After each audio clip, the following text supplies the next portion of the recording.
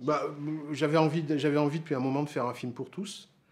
Ce qui pour moi veut bien dire ce que ça veut dire. C'est pas seulement un film pour enfants, mais un film que tous les âges peuvent voir. Alors, il y a un genre qui est pas parfait pour ça, c'est évidemment le conte de fées. Dans la mesure où c'est quelque chose qui ne nous lâche jamais. J'ai l'impression que on a beau grandir, on a beau vieillir, en fait, les contes de fées représentent toujours cette espèce d'Éden qui était notre enfance et la façon dont on les a perçus la première fois. Et en même temps, ce qui est intéressant avec les contes de fées, c'est qu'ils nous accompagnent et ils ont tendance à mûrir et à se transformer au fur et à mesure que nous évoluons, que nous grandissons. C'est-à-dire qu'aujourd'hui, moi, quand je regarde le film de Cocteau, je ne vois plus tout à fait. Je vois des choses en plus de ce que je voyais quand j'étais enfant. La première fois que j'ai vu le film de Cocteau, je devais avoir 5-6 ans. Je me rappelle avoir eu un sentiment étrange de rêver avec les yeux ouverts. Il y avait quelque chose dans le film qui était absolument hypnotisant. Pas seulement dans l'image, mais aussi le son. Enfin, il y avait une qualité, je dirais, presque aquatique dans le film que je continue à percevoir aujourd'hui. Mais évidemment, aujourd'hui, en tant qu'adulte, je vois dans le film beaucoup d'autres niveaux, symboliques notamment.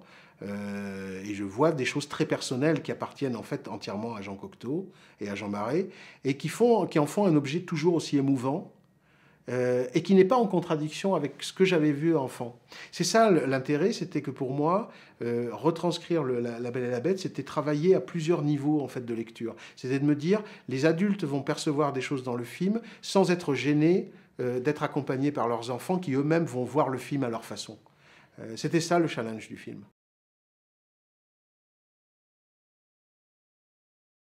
Forcément, oui, bien sûr.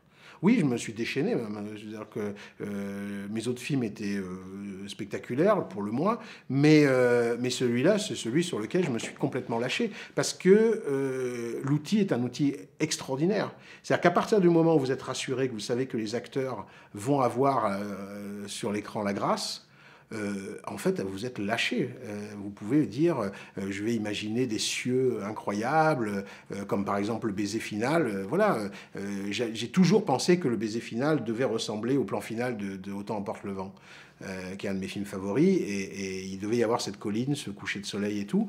Mais il est clair que quand j'ai vu la façon dont Léa et Vincent s'embrassaient à la fin, etc., ça nous a permis de créer tous ces détails, le petit clocher dans le fond, les roses de différentes couleurs, dont certaines qui ont la couleur de la robe qu'elle porte, etc.